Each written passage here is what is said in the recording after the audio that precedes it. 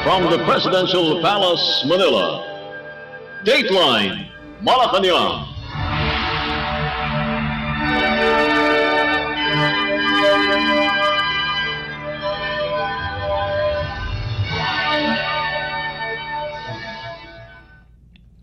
Good day. This is Dateline Malacanang, and here are the news. Philippine President Ferdinand R. Marcos Jr. on Thursday headed to Region 4A or the Cavite, Laguna, Batangas, Rizal, and Quezon or Calabarzon region to bring government assistance to farmers and fisherfolk deeply affected by the El Nino phenomenon in previous months.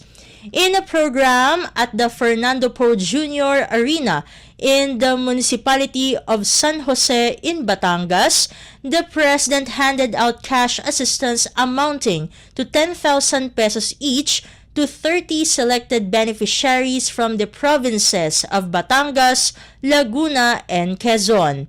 He also distributed presidential assistance to the three provincial governments worth over 24 million pesos for Batangas, more than 17 million pesos for Laguna, and over 28 million pesos for Quezon. Several government agencies were also provided various aids such as farm machineries, equipment, fiber boats, seeds, fishing cages, and others under the Department of Agriculture or DA's Rice Program, Corn Program, High Value Crops Development Program, National Urban and Peri-Urban Agriculture Program, Livestock Program, and Organic Agriculture Program. Meanwhile, the Department of Social Welfare and Development or DSWD, Department of Labor and Employment or DOLE, Technical Education and Skills Development Authority or TESDA, Department of Trade and Industry or DTI, and the Office of House Speaker Ferdinand Martin Romualdez distributed cash assistance, business kits, starter toolkits, certificates of scholarship, and 5 kilos of rice to each attendee throughout the day. Let us now listen to the speech of Philippine President Ferdinand R. Marcos Jr. during the event. Sa ating mga minamahal na magsasaka, mangingisda, at ang inyong mga pamilya mula rito sa Batangas, isang magandang araw po sa inyong lahat. Sa maulan na panahon na ating nararanasan sa mga nagdaang araw, naaalala ko tuloy ang napakasarap ng special lomi ng Batangas. Bukod sa inyong magandang beach resort, ang masarap na pagkain ng Batangas, ang dahilan kaya dinarayo talaga ang inyong lugar. May pinakita pa sa amin kanina, may lambanog, may kami tawag namin bugnay, dito bignay wine. At kasama na rin dun sa pagsasalo natin, palagay ko mamayang gabi, kami ni Secretary Ralph Recto at saka ni lahat ng Cabinet Secretary, testingin lang naman namin yung lambanog para makita kung talaga maganda.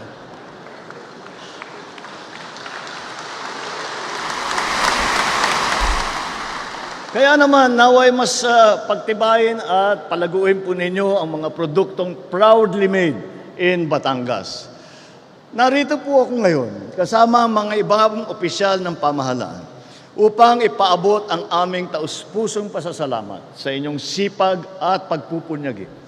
Kami po ay mag-aabot ng kaunting tulong sa ating mga magsasaka, mangingisda at kanilang mga pamilya na labis na naapektuhan ng El Nino. Base sa aming huling datos, nagkakahalaga ng 408 milyong piso ang nawala sa sektor ng agrikultura dito sa inyong rehiyon, sanhi ng matinding tagtuyot. Kung kaya't mabamahagi po ang aking tanggapan, nagtig 10,000 piso para sa mga magsasaka, mangingisda at ilang pamilya mula sa Batangas, sa Laguna at sa Quezon. Sa kabuuan, mahigit 70 milyong piso ang ipapamahagi natin para sa mga benepisyaryo mula sa 3 probinsyang ito. Hangad ko na makatulong ito ng malaki sa kanilang pagbabangon Panimula pa lang po ito. Sa pangunguna ng DA, mamamahagi tayo ng mga punla at pataba ng pananim tulad ng mais, palay, niyog, abaka, kalamansi at iba't ibang mga klaseng gulay. Magbibigay din po tayo ng ilang unit ng traktora, hauling truck, combine harvester, rice thresher, grain collector bagger, corn husker, sheller, hammer mill, forage chopper, kasaba, grater at chipper. Ito po ay dahil binibigyan natin po ng pagkakataon ang ating magsasaka na hindi na dinadala ang kanilang produkto, ang raw material kung tawagin, at para i-process sa ibang lugar. Dito, mula sa paggamit nitong mga makinaryang ito, ay kaya na mag-processing, kahit small scale lang, kaya na mag-processing ang ating mga magsasaka, ang ating mga isda. Sa ganun, ang pinagbibili ngayon ay finished product. Ibig sabihin, mas mahal ang presyo na ngayon yun. At yung presyo na ngayon yun, hindi na pupunta sa processor, kundi pupunta na sa direkto na sa ating mga magsasaka at sa ating mga isda para gumanda naman ang kita ninyo sa inyong hanap buhay. Dinagdagan pa po natin ng ilang unit ng recirculating dryer, solar-powered irrigation system, pump and engine sets para sa patubig at ilang kagamitan para sa pansaka. Para sa mga nag-aalaga ng hayop, magbibigay po tayo ng 50 kalabaw, ilang unit ng hauling truck, at 5 unit ng biosecured and climate-controlled finisher operation facility na nagkakahalaga ng mahigit 24 na milyong piso. Sa atin namang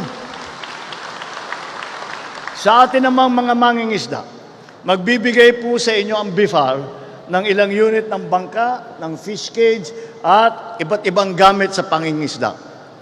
At bilang tampok, dahil narito po tayo sa Batangas, magbibigay po tayo ng isang post-harvest technology package para sa smoking at bottling ng bangus at sikat ninyong produkto na tawilis, na dito lang nanggagaling dito sa inyo.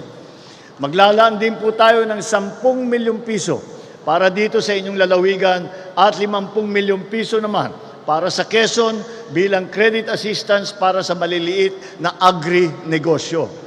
Gayon din sa lalawigan ng Quezon, gagawaran natin ng 1 milyong piso ang LGU ng Tagkawayan para sa kanilang malinis at masaganang karagatan project. Dahil naipanalo nila na napakaganda ang kanilang pag-alaga doon sa kanilang fishing ground. Maliban po rito, ang DSWD ay mamamahagi ng tig 10,000 piso para sa 10,000 benepisyaryo ng AKAP program.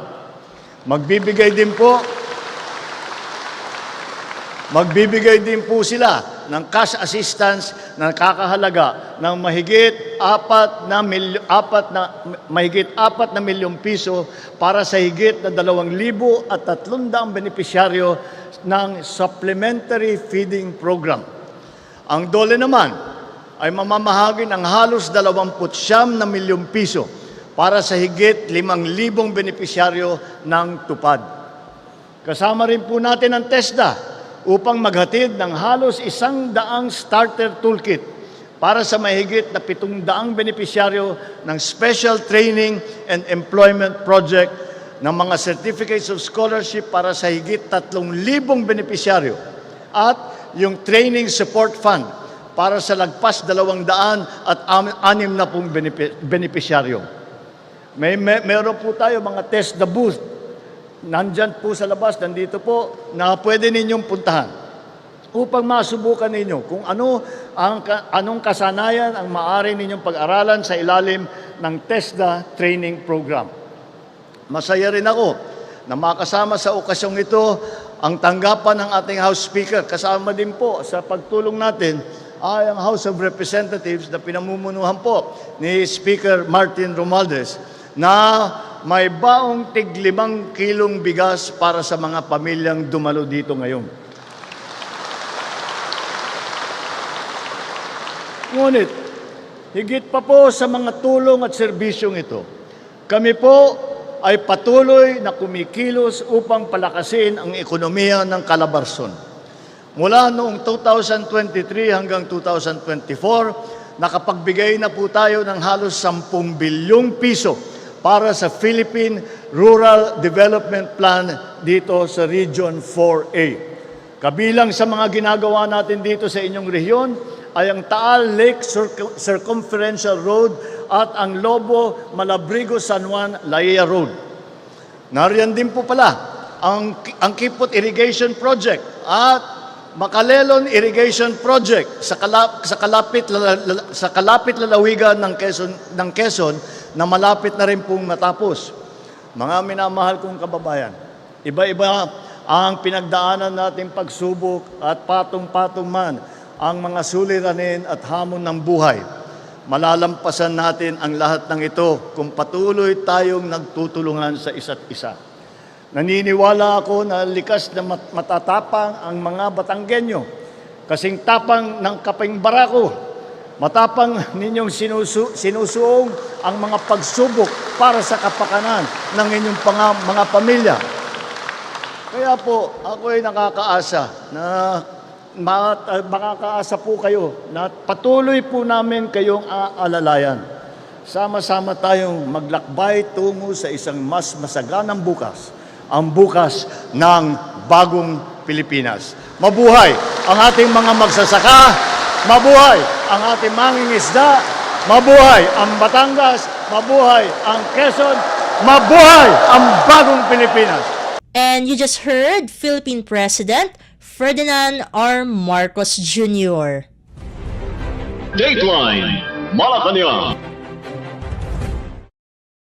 In other news stories, following the announcement of Philippine President Ferdinand R. Marcos Jr.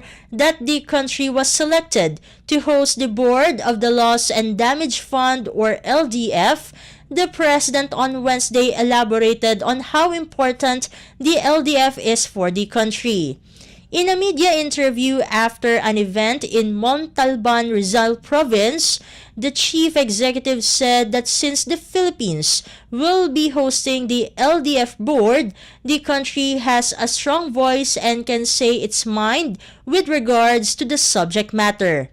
The Loss and Damage Fund is the global finance mechanism to assist developing countries in responding to economic and non-economic loss and damage associated with climate change, including extreme weather and slow onset events. The board, as the fund's decision-making body, is responsible for setting the strategic direction, operations, and work program for the mechanism. Mahalaga ito dahil yung Loss and Damage Fund, yan ang pondo na binibigay ng mga developed countries, mga mayayaman na bansa. Yan ang kanilang pondo na ibibigay para ayusin yung mga naging problema sa environment dahil nga sa industrialization na ginawa nila. At sinasabi nila may damage, may loss ang mga developing countries dahil sa industrialization ng mga mayayaman na bansa. Ngayon, nag-agree ang mga developed countries, kung tawagin, nag-agree ang developed countries na magbubuo sila ng pondo para mabigyan ang developing countries naman ng tulong. Dahil itong climate change na nangyari na ito ay dahil sa industrialization. At kaya naman ang sinasabi natin, ang mga halimbawa, gawin na lang natin halimbawa yung Pilipinas. Ang Pilipinas ay wala namang kinalaman sa climate change. Wala tayong ginagawa, wala tayong linalagay sa environment na sumira at nagkaroon ng global warming, nagkaroon ng mga El Nino na ganito, mga bagyo na ganito. Wala naman tayong kinalaman dyan. Kaya naman dapat suportahan tayo ng mga developed countries. Ang magdedesisyon kung saan ilalagay yung pondo na yan ay nasa Loss and Damage Fund Board. Ngayon, ang Loss and Damage Fund Board ay mag-host ay ang Pilipinas. Kaya naman, magiging malaki ang ating impluensya para lahat ng ating pangangailangan, lahat ng ating pananaw tungkol dito sa subject matter na ito, ay maaari nating sabihin at maaari magka-influence tayo. Sasabihin natin, hindi nyo naisip ito o ang kailangan nyo na gawin ay ganito. Lahat ng mga ganyan, may boses tayo na malakas. Yan ang pinaka-importanteng resulta sa pag-host ng Pilipinas sa Loss and Damage Fund Board. And you just heard Philippine President Ferdinand R. Marcos Jr. Dateline Malacanang. Meanwhile, Malacanang will release a detailed report to the public to thoroughly explain the contents of the Third State of the Nation Address or SONA of President Ferdinand R. Marcos Jr. later this month. Speaking to reporters in Montalban, Rizal Province on Wednesday, the president said preparations for his SONA speech are underway, although he admitted their predicament on how to fit the lengthy government report into an hour-long talk. The chief executive said that is why they came up with the brief. President Marcos added that the report would be provided to the public, including members of the press, the private sector, and schools to offer a detailed explanation and updates on the government's programs, plans, and activities. The Philippine President delivers the SONA every year, usually every last Monday of July, to report the state of the country, unveil the administration's agenda, and ask Congress to pass priority measures. Yun lamang, sa totoo lang, ang pinaka-problema namin ay paano namin ipagkakasa lahat doon sa isang SONA ng mga isang oras na salita. Kaya ang ginawa namin ay meron kaming ginawang brief, ganun kakapal, which is a report to the nation which goes into the detail. The detail that I cannot go into during the SONA dahil masyadong mahaba. Kaya we will provide that to, of course, the media and to all our other partners, both private sector, both in the public sector, pati sa mga eskwela, lahat, para malaman ng tao kung ano yung ginagawa natin at kung yung mga pangako na ating sinabi, kung talaga nating tinutupad. And that's basically what the SONA is going to look like. And you just heard Philippine President Ferdinand R. Marcos Jr. Dateline Malacanang. In other news stories, Philippine President Ferdinand R. Marcos Jr. on Wednesday said he doesn't see any problem with the private sector providing the 10 million peso reward money for the apprehension of Kingdom of Jesus Christ Pastor Apollo Kibuloy. In an ambush interview after the Upper Wawa Dam impounding process ceremony, the president said the pastor is already considered a fugitive. The chief executive challenged Kibuloy to just face the charges and follow the law. They want to help us bring a fugitive to justice. You know, he is a fugitive. He is hiding from the law. Now, if there are private citizens who want to assist the government in that effort to bring him to justice, I do not see what is any. So he can question their motives as much as they want, but magpakita siya. I question his motives. Let me question his motives.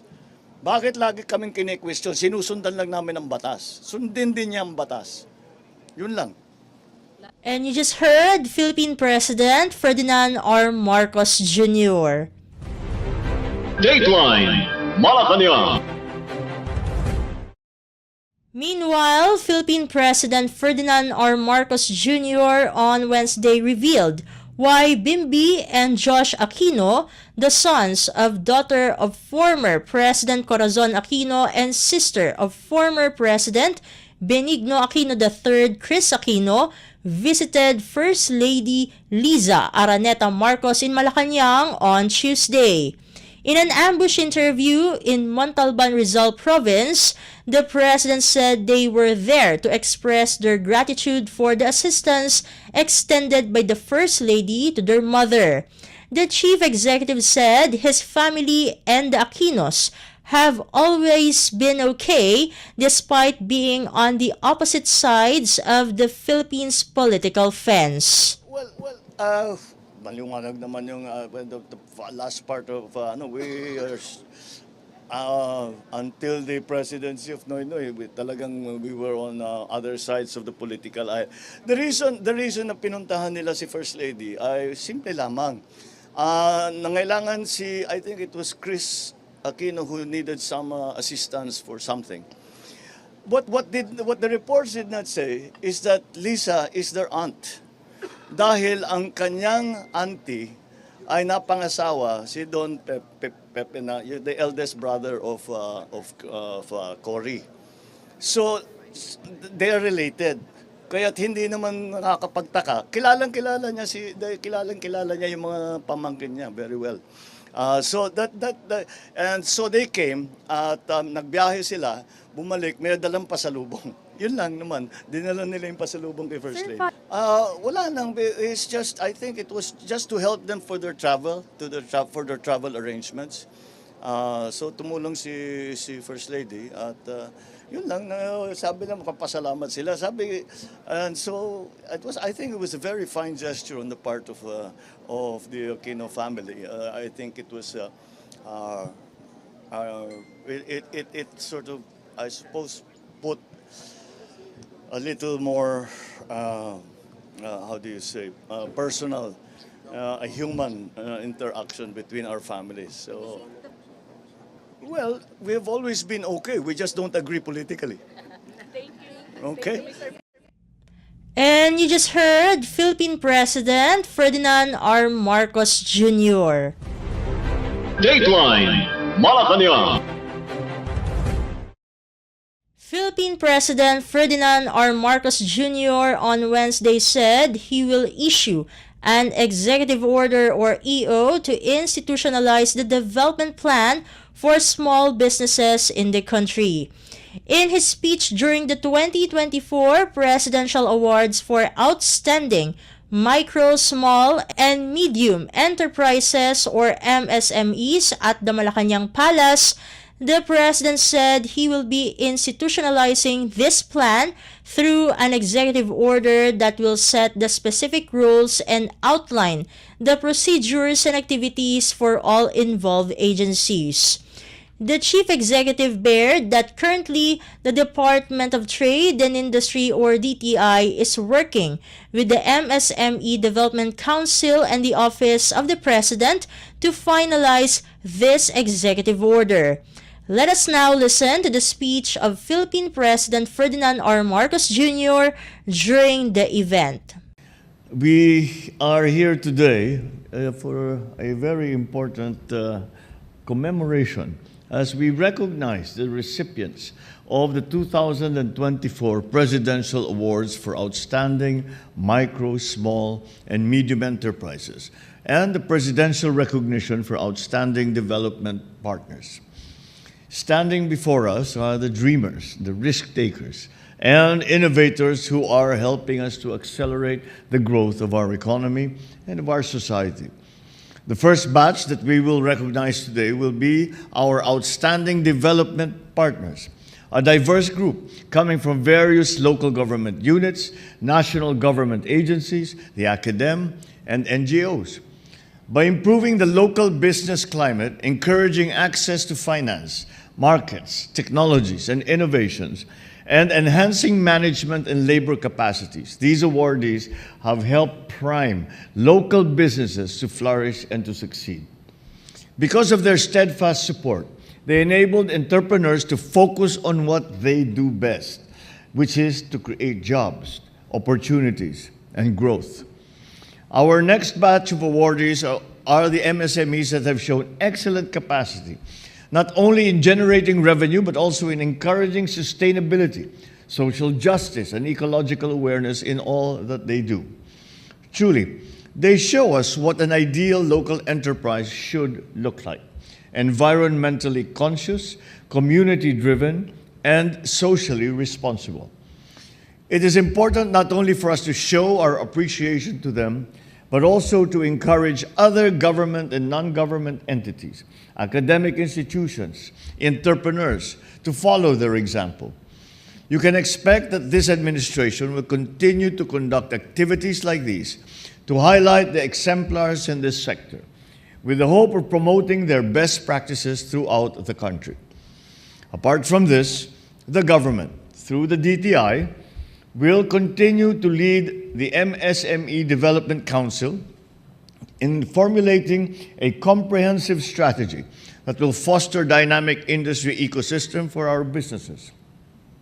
Aptly titled the MSME Development Plan 2023 for 2028, this strategic roadmap is structured around further improving the business environment, enhancing the skills and innovation, and expanding market access.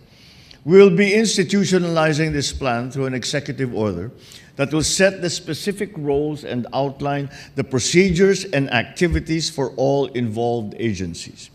Currently, the DTI is working with the MSME Development Council and the Office of the President to finalize this executive order.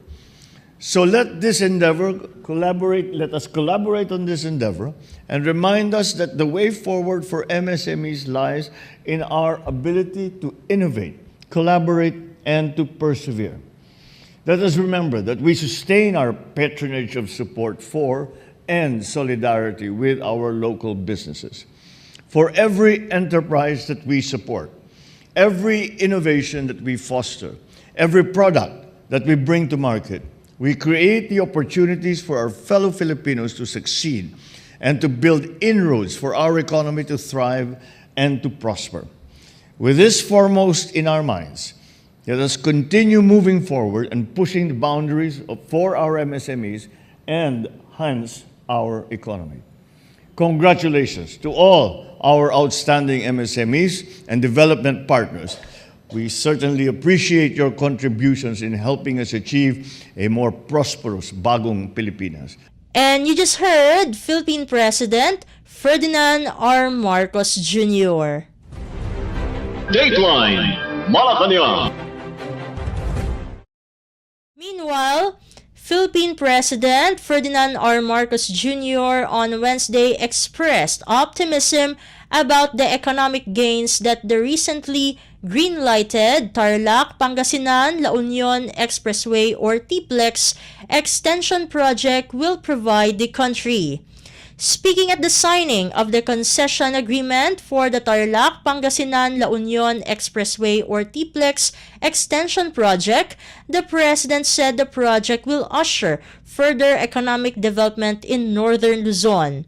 Spanning 59.4 kilometers, the TPLEX extension project is a 4-lane toll road with 5 interchanges starting from the last exit of the TPLEX in the municipality of Rosario in La Union Province until the municipality of San Juan, also in La Union Province. Once completed, this 23.36 billion peso public-private partnership or PPP between the Department of Public Works and Highways and San Miguel Holdings Corporation is expected to reduce travel time between Rosario and San Juan from the current 1.5-hour travel time to around 40 minutes.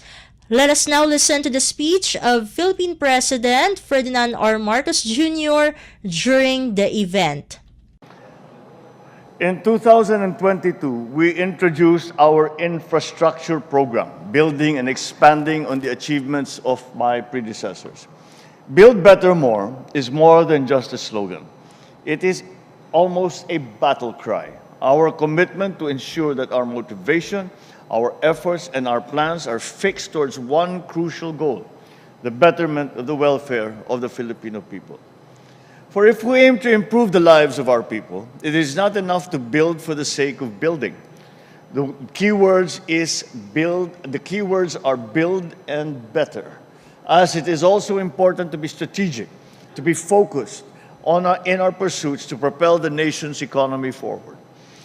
With the signed concession agreement for the Tarlac-Pangasinan-La Union Expressway, or TPLEX Extension Project, we are now witnessing another milestone that brings into fruition the Build Better More infrastructure program. The TPLEX Extension Project exemplifies our dedication to progress, the extension of our dreams, and the opportunities we want to give to our people.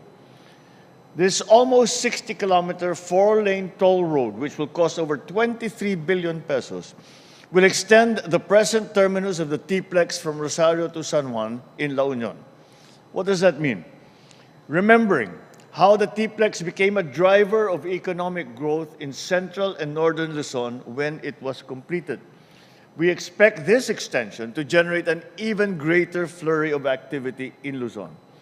Once finished, this extension will reduce the travel time between Rosario and San Juan from the current 90-minute travel time to about 40 minutes, resulting in smoother and safer journeys for those who wish to go to La Union and the Ilocos and Cordillera regions.